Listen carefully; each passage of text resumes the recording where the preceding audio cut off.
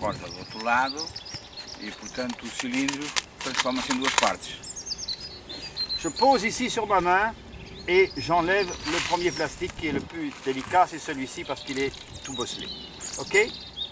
Après je mets l'autre main ici et je fais sur l'autre. Ok? Je retrends ma botte. Voilà.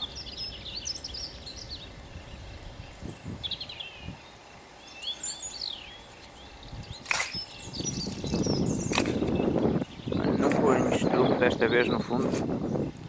Il n'y a pas mis comme dans l'autre. Tu en mets un petit peu, tu en mets un petit peu maintenant. On peut la mettre sur Ça? le côté. Vas-y, un petit peu. Encore. Voilà. Parce que là, tu comprends, il peut le prendre sur le côté. Voilà. Porque ela não tem plástico Je remonte lateral, un petit peu la ela motte. capta o estrume de qualquer maneira. Pode Encore ser un lá. peu, encore un peu. Percebes? Encore. Ela não podia ser no outro Encore. lateral. Voilà. Je remets de la terre.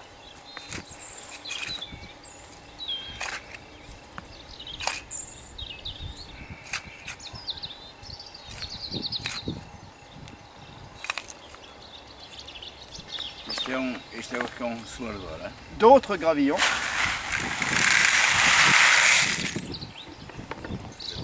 D'accord? Les gravillons, c'est de laisser pénétrer l'eau, l'air et pas la lumière. Et l'accélérateur, c'est pour conduire l'eau dans les profondeurs. Bom, agora on vai explicar.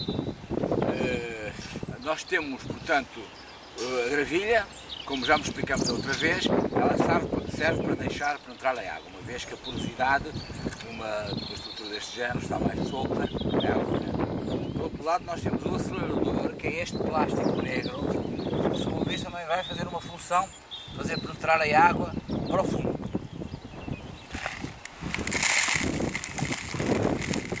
Le gravillon va accumuler la chaleur et la respirer dès que... Quando estiver mais frio, daqui a um tempo, porque isto foi plantado no inverno, esta gravilha negra tem um efeito de acumular a energia solar. E daí também o aceleramento da própria planta. Je remarie les terres. Então ela vai, ele acelerador, não é? Como aliás fez com aquela...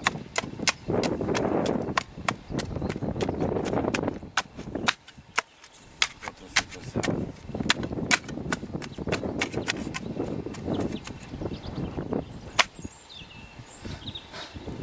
La petite pelle. Enlève un peu la terre.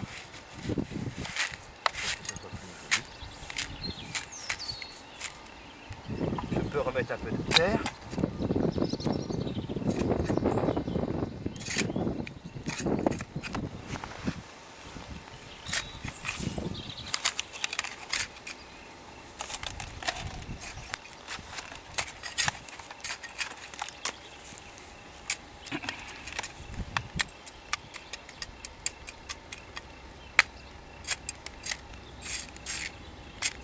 Alors deux solutions. Ou je garde le plastique, si j'en ai suffisamment, et comme ça quand j'arrose, l'eau va directement au fond. Je prends mon eau, où est-ce qu'il est mon arrosoir? L'arrosoir là-bas. Traz o regador, pá. Então vamos ter aqui duas soluções possíveis. Uma que é a de manter o plástico, e se eu meter aqui água, eu sei que a minha água que eu meter não vai fugir para o lado, porque este plástico vai ser uma parede, e vai diretamente sobre as raízes.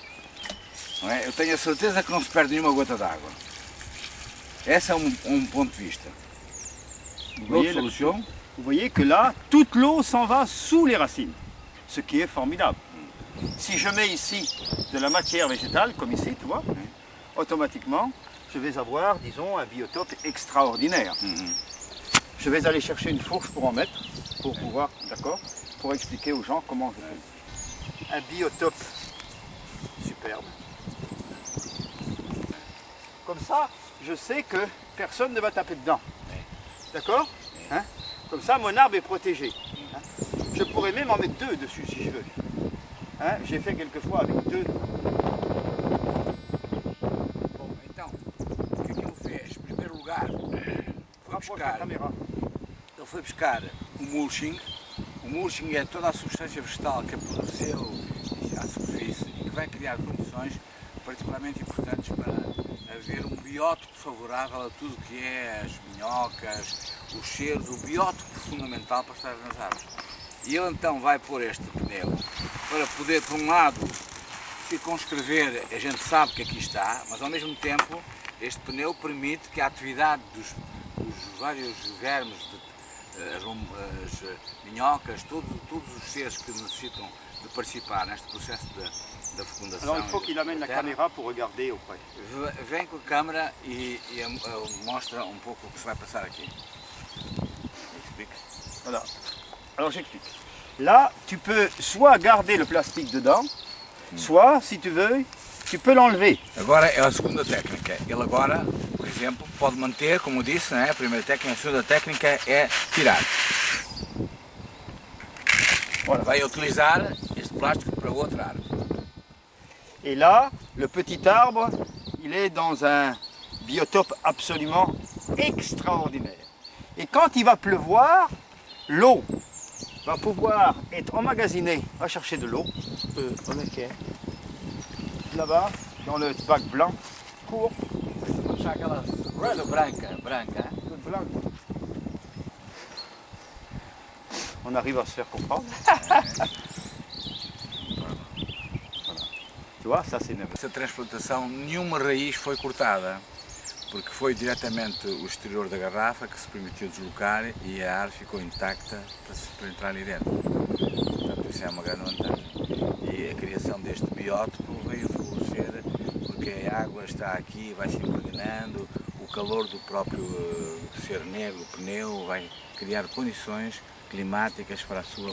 Les racines vont pouvoir se développer partout, sur les côtés, en profondeur, et on ne va plus avoir besoin de revenir voir l'arbre, puisque là, il est dans un biotope extraordinaire.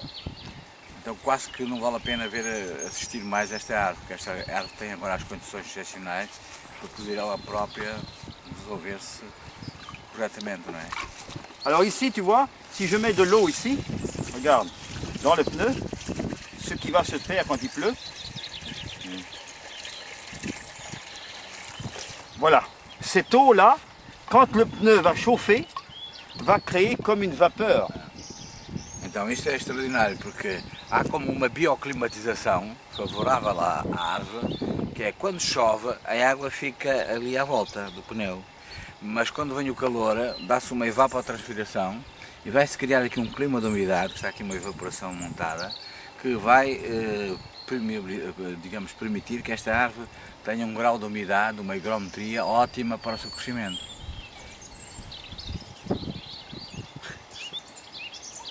C'est fantastique. Et ça marche en toute saison. Em todas as estações isto marcha, não é? Et tu avec ça de gravillon, 12 à 13 cm de gravillon. Et quand il vibre au vent, il ne va pas se déchausser. Portanto, ela tem 12 a 15 centímetros de altura de gravilha. Esta gravilha tem flexibilidade, uma vez que não está colada, não é? E a árvore, mesmo quando crescer um bocado e tiver muita ventania, ela tem sempre flexibilidade, sem poder nunca partir, portanto, processo. Tous les 8 mètres. 8 mètres. Entre les deux, j'ai mis, là c'est un, ça doit être un efflier ça. Tu marches pas là, tu marches pas sur la Par là, non? Oui.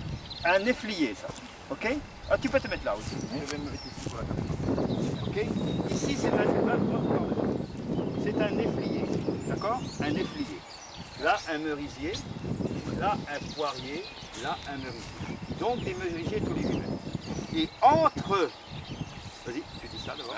Então, entre 8 em 8 metros nós temos a tal gingeira e depois entre esses 8 metros de gingeira em gingeira, ele vai, est-ce que tu vas passer? Alors ici, au milieu, entre les deux, là, j'ai mis une casseille. Je ne sais pas qu'est-ce que c'est une casseille. Une casseille, c'est l'intermédiaire entre c'est un hybride qui est entre la groseille et le cassis. Et qui fait un arbre à peu près ça, 1,50 m de haut sur 1,50 m de diamètre.